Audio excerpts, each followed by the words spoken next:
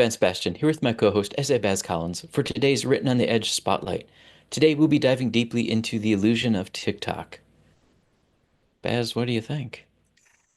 Okay, kids, gather Buckle up. forward. Come forward. Come forward, my children. It is story time.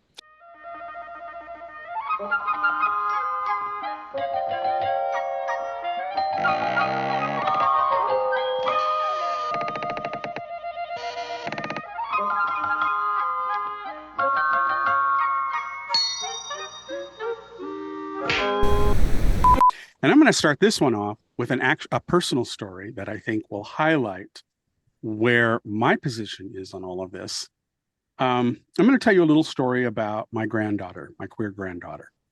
Um, it was about, I would say 2012, I would say. She is a Gen Zer. She was born in 2001. And she came to me and she saw that I had a electric keyboard laying against the wall in the corner of my bedroom with her grandfather. She saw it in our room and she asked if she could use it. And I said, sure. Yeah, absolutely. No problem. And I gave her the keyboard and showed her how to plug it into her laptop and how to get so she could record what she was playing. And I asked her, I said, have you ever played on a keyboard? She goes, no, no. She goes, but I'm sure I can figure it out. Okay, well, have at it. She could have been a child prodigy and just dove in and shit came out. I didn't know. Um, and about, I would say, half a day had gone by and she was in her room tinkering. I heard her pluck away at a few things, but I was going about my day doing stuff around the house. And I came up towards my bedroom, and her bedroom was just off of ours in where we were living. And I noticed that the keyboard was untouched and she was sitting on her bed. And I walked in and said, oh, you stopped? Did you get anything recorded? How'd it go? And she said, it's very frustrating. And I said, well, why? Now, mind you, she was about 12 at this point, 12 or 13. She said, it's very frustrating. And I said, well, why? She said, I thought it would just come easy. I thought I could just start playing like people do on the videos on YouTube, and I could do it too. And I said, well, I said, being someone who came from a classical musical background, I said, do you know how much time and effort and repetition and practice you have to do to become that good? And she said, yeah, I knew, but I just thought, maybe I could figure it out quicker and get there and just start playing stuff and recording. And it became very apparent to me that the influence of the things she had watched on YouTube gave her the impression that this stuff was easy, that it would just come naturally, that there was no work to be done. And I really kind of marveled at that because she also had a music program at her school, and they had to, the kids were actively learn how to play instruments and stuff like that. So it's not something she was completely foreign to, but I just thought it was interesting that there was this disconnect, that when she wanted to do it for herself, she wanted it just to simply snap in place and stuff could be played.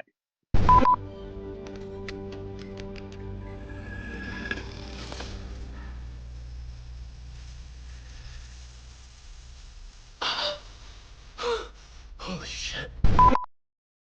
And I think we have a generation, and this is not just me being a Gen Xer screaming about the kids, but I think we Gen Xers bear some responsibility in the world we've created, because it was the Gen X people who actually built these platforms that are being heavily used nowadays.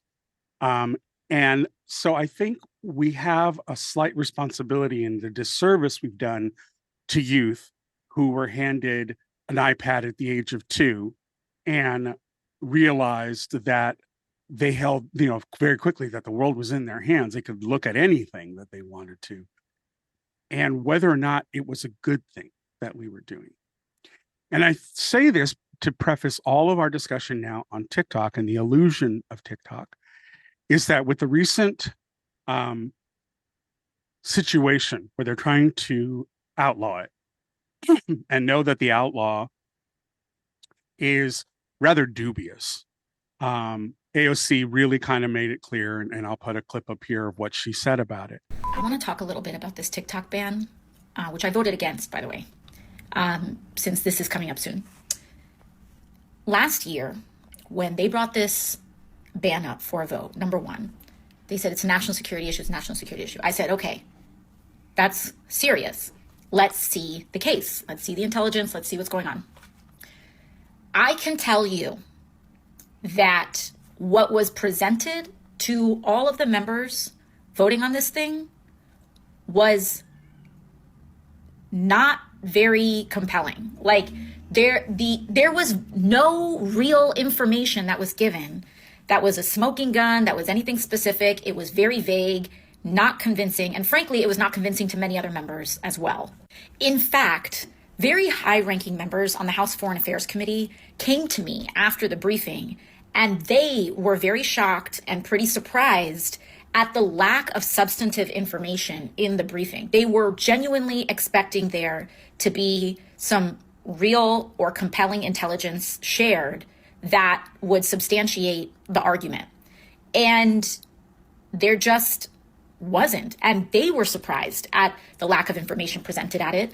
And then also, additionally, this bill, which is very large and substantive, like in terms of its impact, came to the Energy and Commerce Committee. It was marked up and it was brought to the floor like in a matter of, I don't know, 1 or 2 weeks. I'm trying to remember, it was just a few weeks, which is very, very fast. Very. Additionally, the degree to which corporations surveil the American people without genuine consent and without real mechanisms for opting out should be illegal, point blank, period. And so many of us naturally said, the answer is not just playing endless whack-a-mole with apps. The answer is that we should have real privacy legislation in the United States, and we should help people own their information and have greater agency over their personal information so that they're not being spied on all the time, whether it's a domestic company or a foreign company. So we need to actually have privacy laws in the United States, to which, of course, big tech is going to fight against, and their lobbies are going to fight against. So they just target an app instead of targeting the problem. And then lastly, when this thing was passed, all these legislators were like, who supported it, were like, oh, it's not a ban, it's just a forced sale. Which, to be fair, forced sales have happened in the past. Grindr was a forced sale. And they'll say it's not a ban, it'll be a forced sale, it'll be fine. Well, first of all, they provided very little time for that to happen. For an app that big, like who's going to buy TikTok? Hello, like it's very large. But besides that, after leaving no time for a forced sale, now here we are. And I would say that the lack of forethought and the rushed nature of this bill is now evidenced by the fact that both the Biden and Trump administrations are now looking to see if there's any way to reverse or stall it. And if they're looking at that now, why didn't they look at it then? But the whole premise of trying to get it banned under the national security issue was really nebulous. Mm-hmm. It was just a lot of propaganda speak that the U.S. has often said about China. And much of it might have been warranted, but they never divulged it, even to the people who are making the law, which have clearance to see some of the higher level stuff.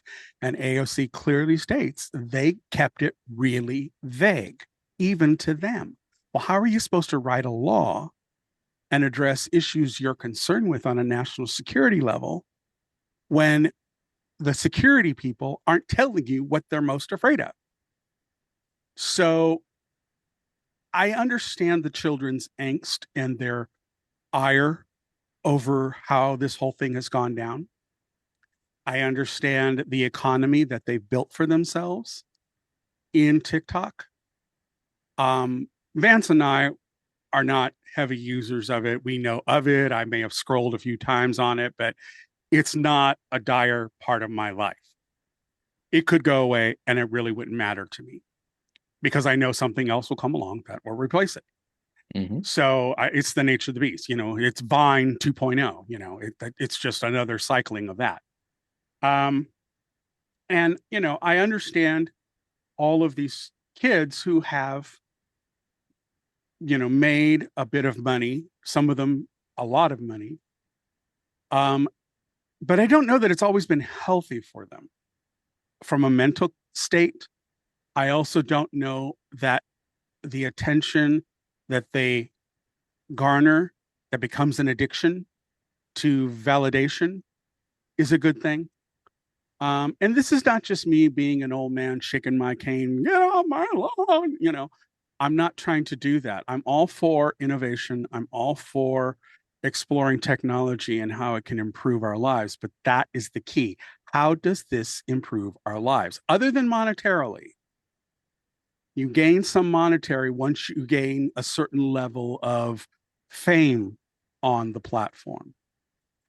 But it also does a huge detriment in that when I heard that most young people got their news from TikTok videos, I became drastically alarmed.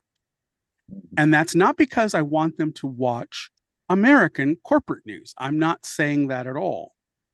However, what I did notice the few times I was on TikTok for any length of time, waiting in a waiting room or whatever, I just threw it on to pass the time. I noticed that even when they did stitch ups and trying to view someone else and then comment on it or what have you, that's not really news. That's just more hearsay and opinion on top of something somebody else has said that was hearsay. Very seldom was it ever really a news clip that I saw. Okay. So a lot of what I have to say about it is through that filter. So, all of those coming for me about how you don't understand the platform, blah, blah, blah. I get it. I understand, what you guys are fighting for. I understand how important it was during the whole Gaza situation. I give you props for using the platform to drive that narrative. Totally with you on that. However, it became apparent to me once the whole initial shutdown of TikTok happened for those 9 to 12 hours that it happened. I heard some of the most bizarre shit coming out of these kids, like, I'm just not going to pay my taxes. But one of the craziest things I've seen so far is people saying that they are not going to pay their taxes if the TikTok ban goes into effect. As you guys can see, this video here says I am not paying my taxes after the TikTok ban, and this has 1.6 million views. If the government bans TikTok, I'm not going to pay my taxes. I said it. It's my job, all right? I get money from this. Yeah. Last year, the money that I earned from TikTok, I paid taxes on it. Right.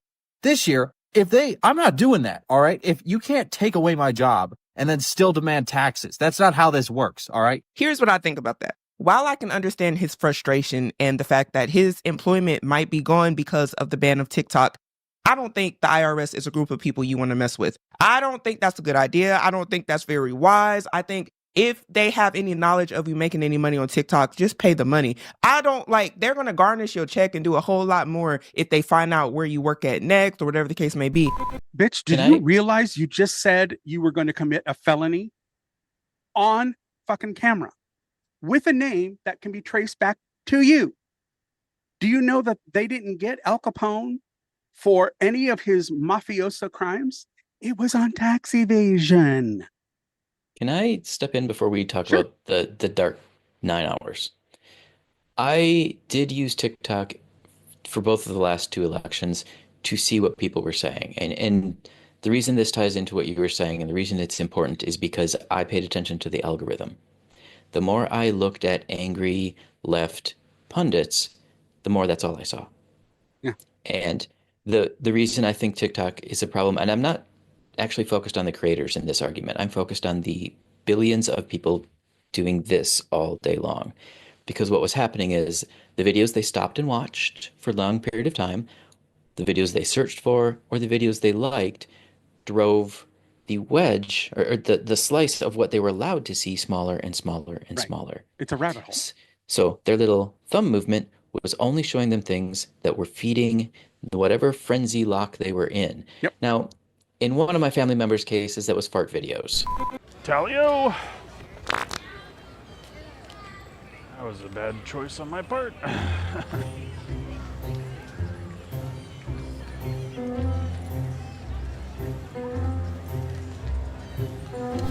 We're gonna set those aside because oi. Um, but I noticed to me, it just kept showing me angrier and angrier left-speaking news folks. Um, and, and I suddenly realized I wasn't seeing information anymore. I was Right. seeing reactionary entertainment.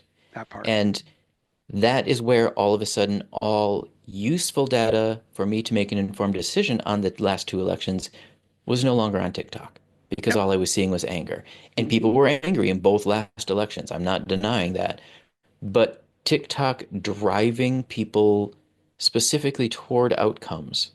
And this is why this is a huge problem. People being driven toward specific outcomes affected the vote. End of story, full stop. That's why, the dark place run by Muskrat was also a problem. The Mm-hmm. algorithm was the same. It was driving people toward outcomes. And the reason this is important to me is because people who were using the app weren't thinking about that. They weren't pausing to say, okay, I'm being driven to see these things. Maybe if I search for something else in sort of the same vein, like I could have searched for ABC election news, which I personally did. I don't know how many other people, though, would have stepped out of that rabbit hole.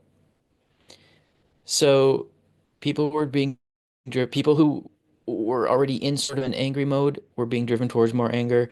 The creators who were fueling this suddenly saw their livelihood go away.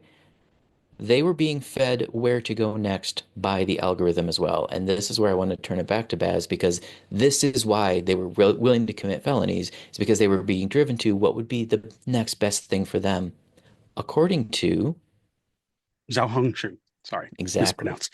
But and apologies to all the Chinese out there that I fucked that up. Here's what is the real problem.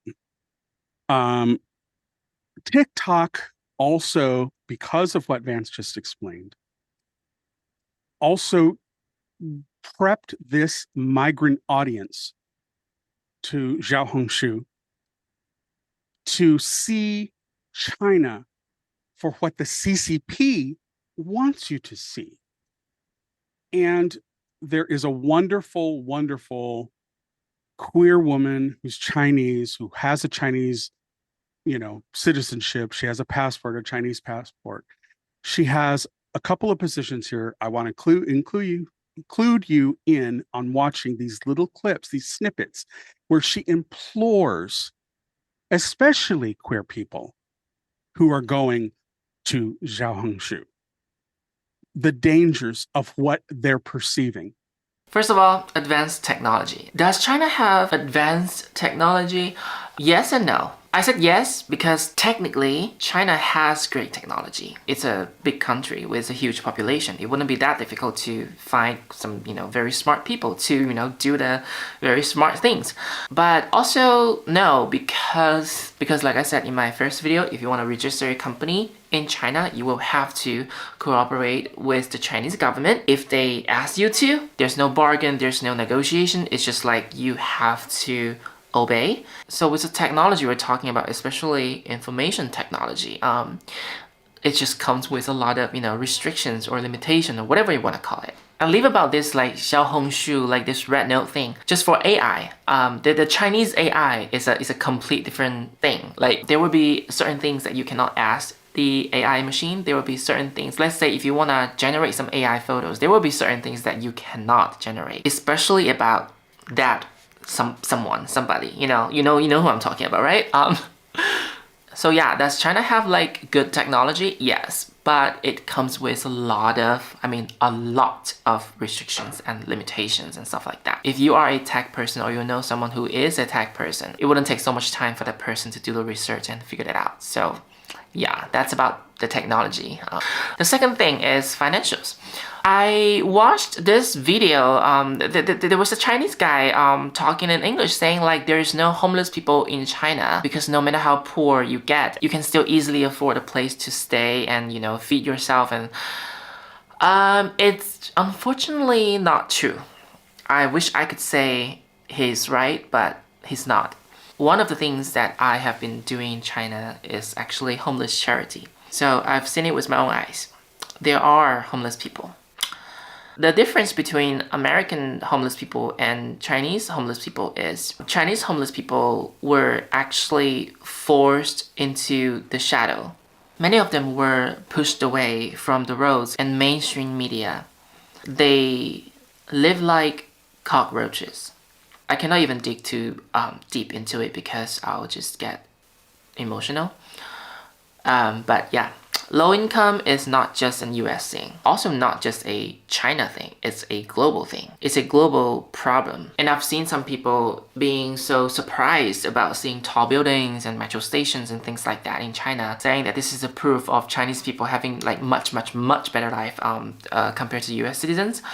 I just want to say seeing like tall buildings and metro stations, like it's not that surprising. Like China is a country with a huge population. Like you do realize that, right? So yeah, we will be having like tall buildings, fancy buildings, but it doesn't mean everyone is wealthy. It doesn't mean everyone is, having a good life. I mean, if you want to see even fancier buildings, like go to New York City, like I just don't see that as like a proving point of like who's doing better, And I know a lot of people were talking about buying houses in China, saying it's cheaper and there's no real estate tax.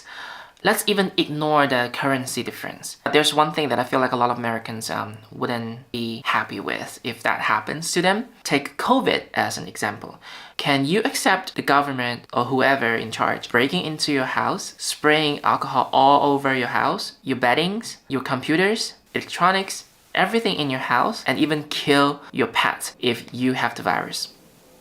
Because that was what's happening in China during COVID time. So yeah, technically you can use less money to buy a house in China. But having a house doesn't mean having a home.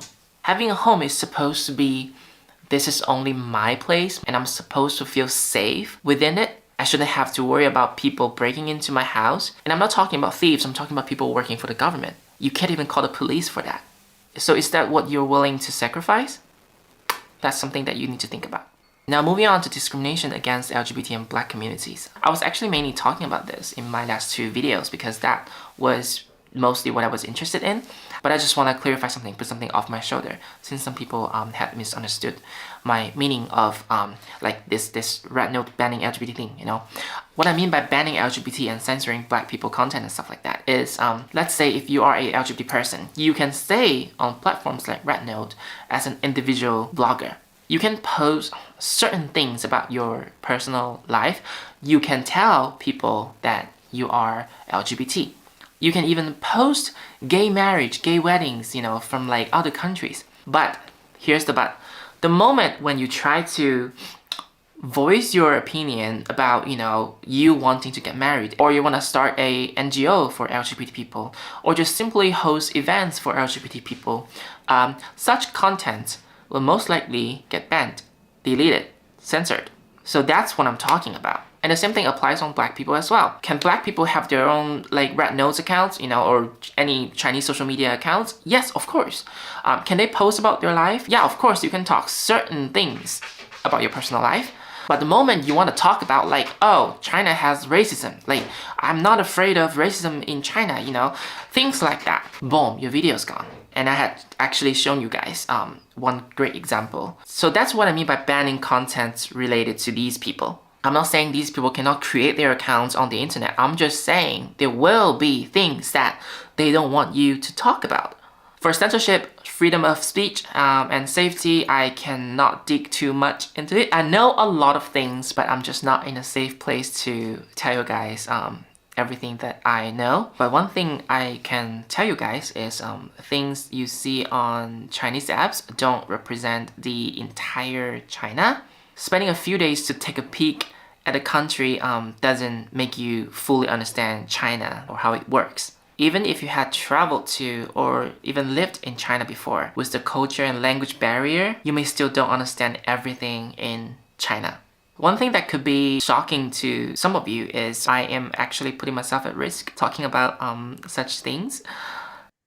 It's also, I like in some of the comments, like there was this mother who, I don't know if she was a mother or a parent, but she was saying that she was so afraid of racism. And I said, well, you know, I don't know. I mean, I think that was lamenting the fact that she is struggling to pay for groceries. But yet in China, dot, dot, dot, which is the same argument or the same sort of setup that Tucker Carlson did in Russia. And these people have no understanding of the life earnings and the way that people are paid and the way that they are overworked in China to make that meager amount, that the prices they're paying are commiserate with what they earn. And that's what drives your economy. You don't want to outpace it so much that nobody buys anything, because then shit sits on the shelves and goes bad. So the whole idea is you raise prices incrementally to get more money for your company, to maximize profits, blah, blah, blah, blah, blah. That's what capitalism is. And China has a flavor of that. It's not straight capitalism, but it is a state capitalism that they've adopted since the 1970s. Now, a lot of children were watching these videos and thinking, oh, the Chinese are so polite, they're so pleasant. And as Shia says, or Shia, I'm not sure how to pronounce her name, she says in her video, they're being watched. Every single thing they do, every finger trace on the screen they do, they are being watched by the CCP. Americans came flooding into this market thinking, oh, I can just do what I normally do and upload videos and be cutesy. And as long as I put Chinese subtitles, I'm good. Do you know how many different dialects there are in China? There is no one Chinese subtitle. There is no one way of saying something in Chinese. My daughter went to the University of Shanghai for film studies, worked with an entire crew who were from other parts of China. I think one was from Beijing, another one was from somewhere down near Hong Kong, but wasn't Hong Kong. And they got into a situation where the police came up and started talking to them. And she turned to her friends and said, well, what are they saying? She said, I don't know. They speak Shanghaiese, a completely different dialect that has very little resemblance to what other areas in China speak. So the whole notion that you can approach an entire culture and think you're doing right by them is patently absurd and highly offensive. What the fuck is wrong with you people? This is not America. You have stepped beyond the bounds of America. You need to do your research first before you move. That's a knee-jerk reaction. That's what a young person does who doesn't want to put in the time and effort to learn how to play piano before they decide to borrow the keyboard. It's the same scenario. It's the same, I'm going to do what I'm going to do, not knowing what they're walking into. Do you realize, kids out there, that there are Hollywood stars who have had to apologize to the CCP in China for misspeaking on a press junket somewhere else in the world? Do you understand, children, that there are secret Chinese police stations in the United States that monitor their citizens who are studying abroad? You are not out of reach. And if you think, well, I'm an American living in America, there are kids that would say, take my data, take my data. No, no, no, no, no. Do you think that the Jews wanted that to happen when they were in Nazi Germany? Here's my life, and let me tell you where I live, and let me tell you where all my assets are, and let me tell. No, no, no, no, no, no. Learn from history, kids. And to bring this down a little bit from that level of energy, because that's who I am, those creators who did go there were not ready for the fact that the government censored the new app and didn't let the Chinese people see their stuff. Yeah, they garden walled them, what they called the garden. Yep. So they got to see other American stuff, and when they asked their American or European friends, is my stuff up there? Well, sure it is, because the people looking for it were outside of China. People with inside China never saw it because the Chinese government did not want them to see news about American salaries or what American groceries actually cost compared to what their salaries were, or the size of our homes, which far outclasses the standard Chinese family's home. There's a censorship wall driven through the algorithm of the new app that people flooded to that they just did not get. Yeah. They didn't stop to learn what they were stepping into. They reacted emotionally to fly to the next thing because their TikTok was being taken away. And oops, the result they wanted never happened, but they weren't allowed to see that it wasn't happening. And that's the shady. Right. And in their knee-jerk emotional reaction. And to be honest with you, I don't know why it was a knee-jerk emotional reaction. You had I 5 years know. to know it was coming. 5 years. Because And you guess who just sat called on for the there going, ban? I'll just wait to see if it happens. No, it was going to happen.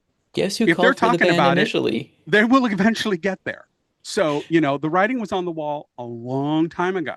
So for you Yeah. kids to act like, oh, they really did it, child, you need to really pay attention to history.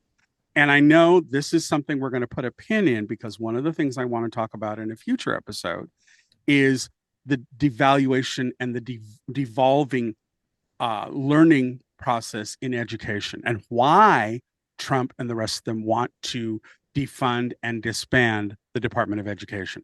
This is a long running battle that has gone on longer than you kids think it has. Yep. And that's something that Vance and I can bring to the table for you. Oh, yeah. We've lived long enough to have seen this stuff in play. We Yep. know of what we speak because we lived through the evolution of it. And it's Oh, not hell. us trying to browbeat you. We're saying, pay attention. I'm running out of time on this planet. I want you to do absolutely the best you can in life. And I'm going to do everything I can to try and give you a leg up. That's our intent with this channel. We want to bring things to you. And it may sound like I'm ranting and browbeating, but I'm frustrated because I know I don't have a ton of time left, maybe 30 years, if I'm lucky, but that still is very quick when you consider I'm already 2/3 of the way into that. So my whole position is I want to do what I can, like I did with my queer granddaughter. My queer granddaughter has a Taiwanese girlfriend from Taiwan. Do you think that she sat on her laurels when she realized the situation she's in with this girl? She's delightful. Love her. Love you, Amy. Big shout out to her.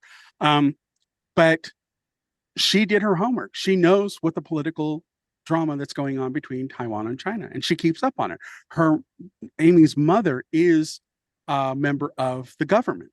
She's been in that position for some time. So they're intimately involved in what's going on there. And even though they're both here stateside, I've told my granddaughter, be on top of it, stay on top of it.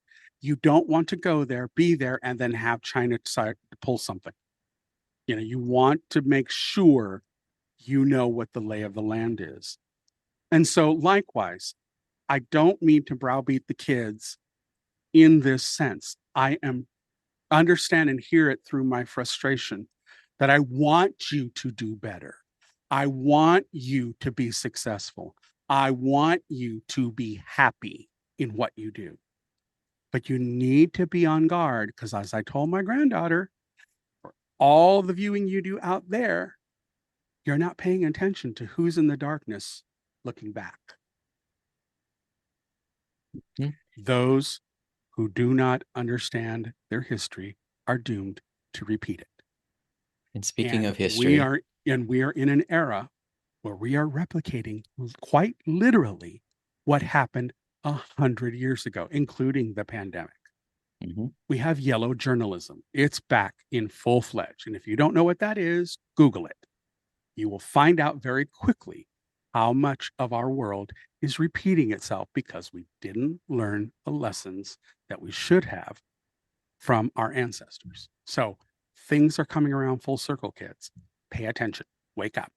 Party's over. You need to start getting engaged. and to close, I would encourage you to go back and look at the end of Trump's first presidency and find the the day that he called for the TikTok ban. Mhm. That's where this started. 5 years ago. It was him. And now, do not treat him as a savior, please. Yeah. He set this up so he could look like a savior, but he called for the ban up front. And make no mistake, the president of TikTok for the US side was there behind him on the dais in the swearing in and the inauguration. Mhm. You know that shit was coordinated. That Yep. was a publicity stunt. hmm So just understand the dynamics in play and do some digging yourself. But we're going to leave you with several links of what Vance and I watched in preparation for this discussion.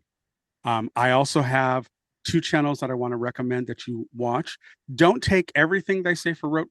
Really watch both of these channels on China that I think are very apt and give very good information. But again, don't accept anything anybody says as rote. Try to reason it out for yourself. Find counter narratives to see what the balance is. And you often know the real truth is usually somewhere down the middle. There are a few people who are definitely good actors in the industry that talk about these things and are very honest and try to be very forthright. But those are very few and far between, the ones who are grifting. So, as Mulder had up on his poster in X Files, trust no one. Do your work. Trust no one. Even us. Don't take what we say for rote. You know, Fact check us. we're just giving, well, rote in ROTE. But take the lead. We're giving you stuff to think about. We're telling you what our perspective is, where we've been with it, and what we see. And we're trying to help our younger generation do better than we did, to live a life that is much more meaningful. And there are very many arguments you all are making that I think are very worthy discussions. The whole working a 40-hour work week for the man. Believe me, that's been a theme since the 70s, child. So, just know these conversations need to continually be had. And Mhm. I'm right there with you kids on all of that stuff. So, yeah, that's it for this time around. I will have two channels I want you to watch. China Update.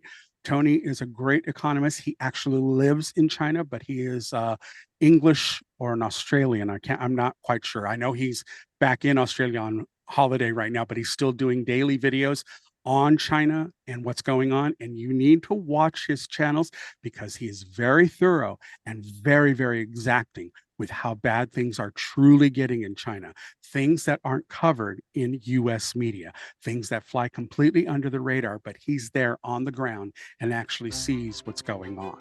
Secondly, I like to watch a lot of Peter Zeihan's perspective. I don't always agree with his entire interpretation, but one of the things that Peter has a really good grasp on is the power of demographics. And demographics are going to drive so much in how the world is changing post-pandemic. So I think he's a worthy one to watch.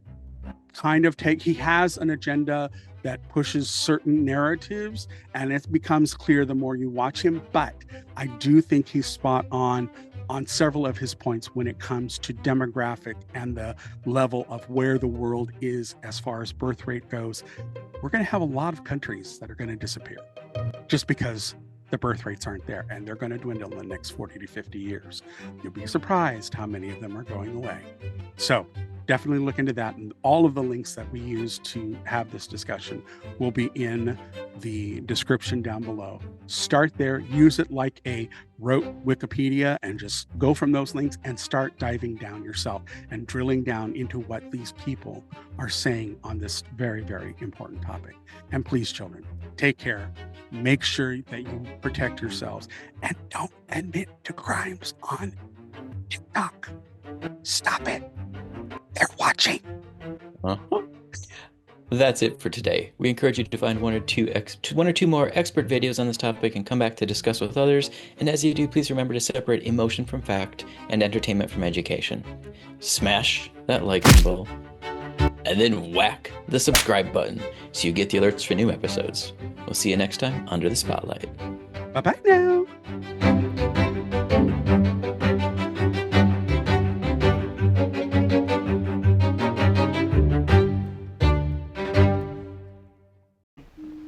Oh, what's that? Closing time. Bum's Rush and Melody, dear.